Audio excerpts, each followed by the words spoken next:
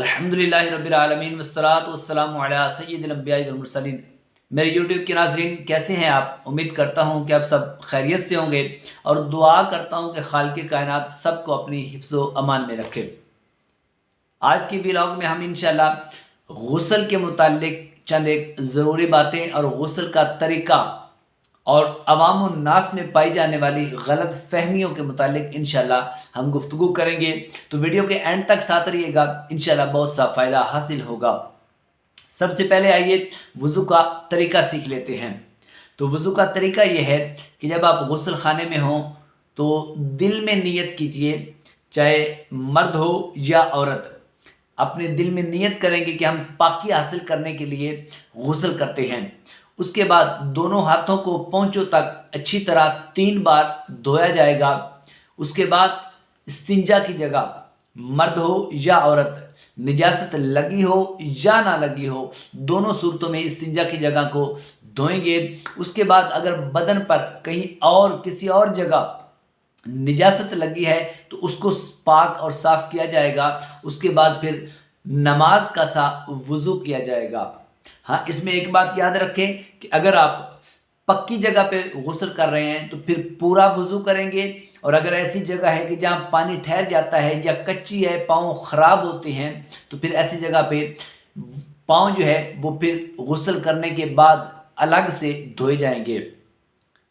जब वज़ू कर लेंगे उसके बाद 3 बार पानी हम दाएं कंधे पर डालेंगे, 3 बार पानी जो है वो बाएं कंधे पर डालेंगे, और 3 बार पानी जो है वो पूरे सर और पूरे बदन पर डालेंगे। लेकिन ये याद रखें कि 3 बार का मतलब ये है कि यानी इतना पानी डालेंगे कि जब तक कि कोई ये अंदेशा, ये शायबा, ये शक ना रह जाए, ये शक जो है ये दूर हो जाए कि हमारे बदन का, हमारे जिस्म का कोई हिस्सा जो है वो भीगने से रह गया है, वो धुलने से रह गया है। जब तक ये शक ये दूर नहीं होगा उस वक़्त तक आप पानी डालेंगे। और अच्छी तरह फ़र्ज़ गुस्ल है तो उसमें तो अज़हद एहतियात ज़रूरी है, क्योंकि हदीस पाक में हमने सुना कि नबी करीम सल्लल्लाहु अलैहि वसल्लम फरमाते हैं कि जिस शख्स जो जुनबी हुआ, यानी जिस पर गुस्ल फ़र्ज़ हुआ और उसने गुस्ल किया लेकिन उसके जिस्म में से कोई एक बाल बराबर जगह भी रह गई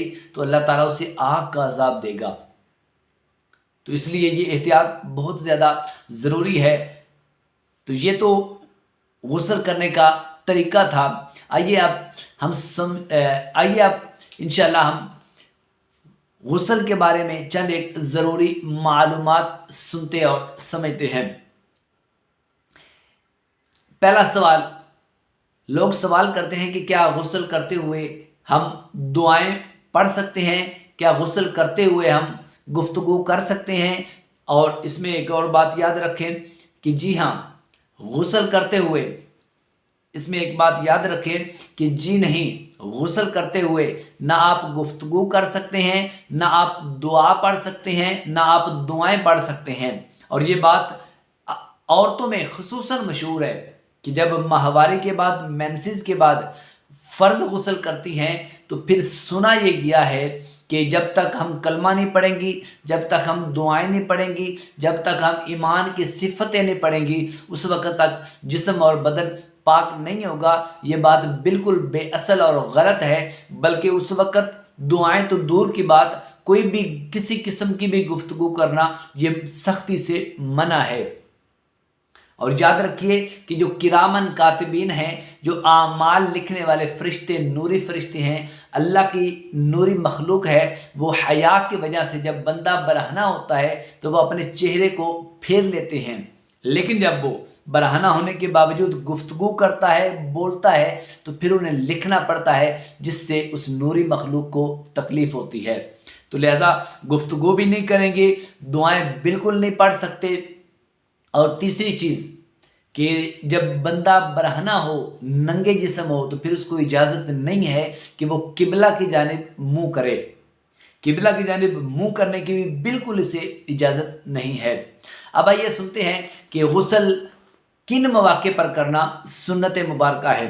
तो जी हाँ, 5 मौक़े उलमा ने ऐसे बयान किए हैं कि जिनमें गुस्ल करना सुन्नत मुबारका है। नंबर 1 जुमा के लिए, नंबर 2 ईद उल फितर के लिए, नंबर 3 ईद उल अजहा के लिए, नंबर 4 यौम अरफा यानी 9 ज़िलहज्जा के दिन, और नंबर 5 एहराम बांधने से पहले यानी एहराम बांधते वक्त। ये 5 मौके ऐसे हैं कि जिनमें गुस्ल करना ये सुन्नत है। लेकिन इसमें ये बात याद रखें कि नबी करीम सल्लल्लाहु अलैहि वसल्लम जो थे, आप सफाई को बहुत ज़्यादा पसंद किया करते थे।